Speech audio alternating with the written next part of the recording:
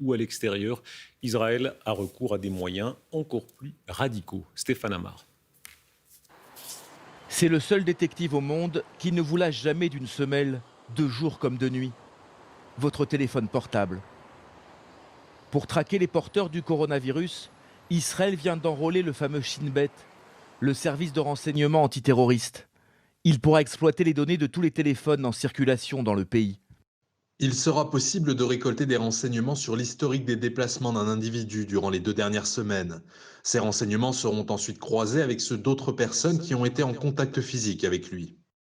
Les personnes ainsi détectées recevront ce type de message sur leur téléphone. Selon une enquête épidémiologique, vous étiez le 15 mars dernier à proximité d'un malade du corona. Placez-vous immédiatement en quarantaine. Comme la Chine, Israël ne plaisante pas avec le confinement, comme le prouve ce genre d'arrestation musclée. L'homme qui se débat n'est pas un délinquant, mais un citoyen qui devrait se trouver en quarantaine. Même chose pour cet homme appréhendé devant une supérette. Comme la plupart des citoyens confinés, cette jeune femme fait l'objet d'une surveillance policière.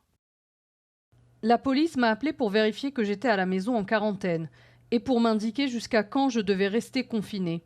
Et 2 heures plus tard, un policier est venu sur place pour constater que j'étais vraiment chez moi.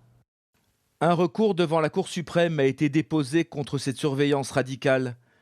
Il a été rejeté. Les États-Unis aussi vont utiliser ce type de procédé, mais ils s'appuieront sur les géants du numérique. Nous avons transmis de notre propre initiative notre localisation à toutes les applications qui nous les ont demandées. Facebook, Google ou WhatsApp savent exactement où nous nous trouvons actuellement et ils ont notre permission.